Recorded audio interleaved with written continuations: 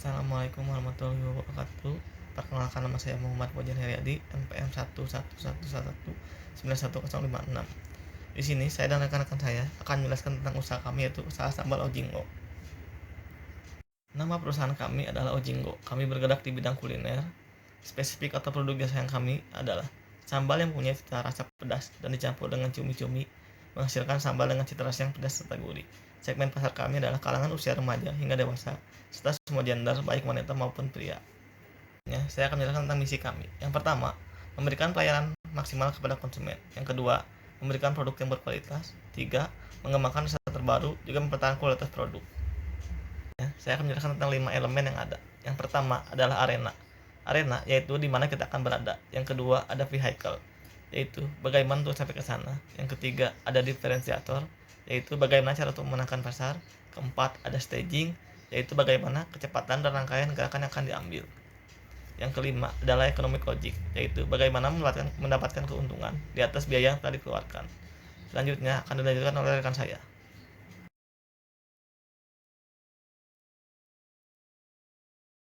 Warahmatullahi wabarakatuh. Perkenalkan, nama saya Niti Indriani, NPM 111911084. Di sini saya akan melanjutkan materi yang sudah rekan saya jelaskan.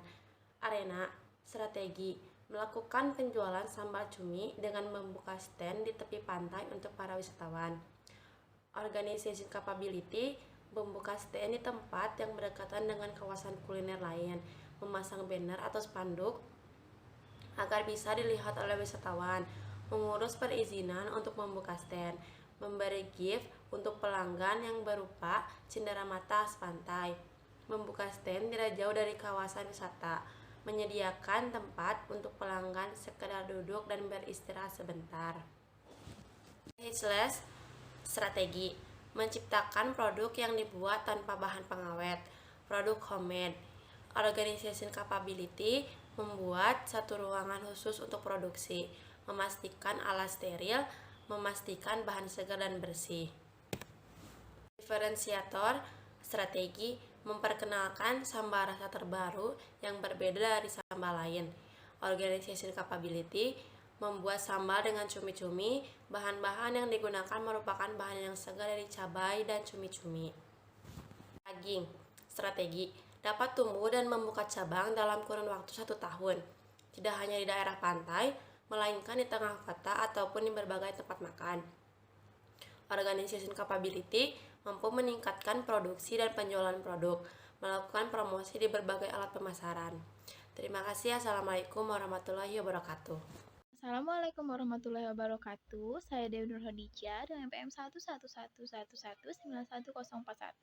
Di sini saya akan meneruskan penjelasan dari rekan saya tentang ekonomi logik. Strateginya mengamankan keunggulan produk dengan bersedia dan mampu memastikan kesegaran bahan utama, serta kebersihan peralatan dan tempat yang digunakan untuk pembuatan produk. Organization capability-nya mempertahankan citra produk dan mengatur segala jenis pengeluaran agar tidak melebihi batas yang sudah ditentukan.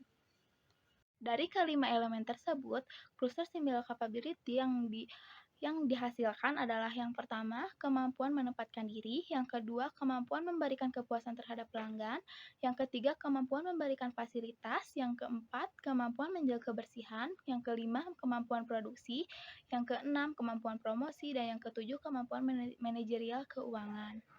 Dari cluster similar capability tersebut, dibuatlah sebuah grafik yang dimana kita dapat mengetahui mereka berada di titik mana mereka berada.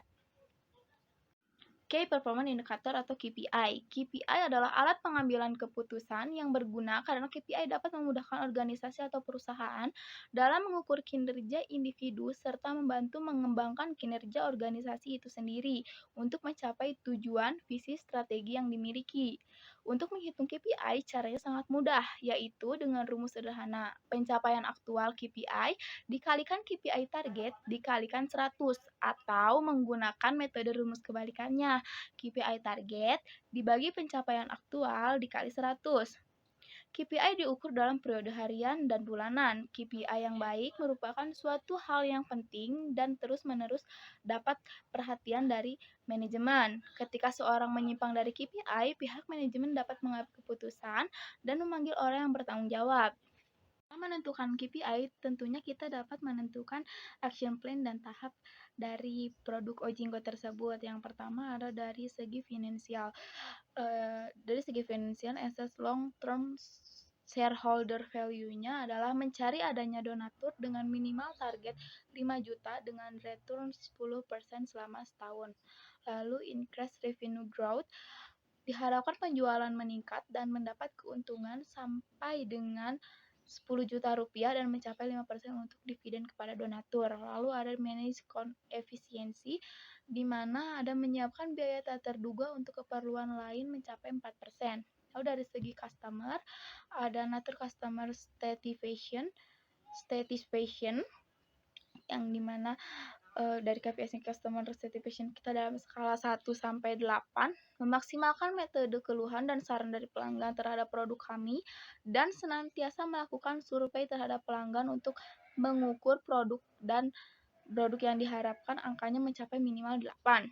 Lalu ada expand market share yang 30%, menguasai pangsa pasar dengan menggunakan ATM, amati, tiru, modifikasi dari kompetitor untuk mencapai 30%. Lalu ada increase customer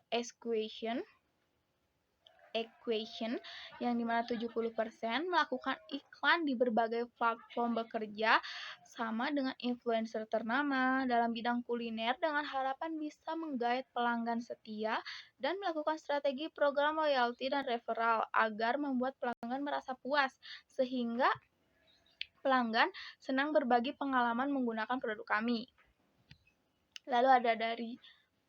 Lalu di sini ada internal proses, active operational excellence, yang dimana 8/1 million selalu melakukan check and recheck di setiap produknya agar meminimalisir kesalahan di dalam bahan dan rasa sambal cumi sebelum produknya dipasarkan. Lalu ada drive demand via customer relationship, yang dimana maksimal 1 jam sudah bisa mencapai konsumen kembali dan sudah memperhatikan kualitas sambal agar tidak adanya kecacatan produk.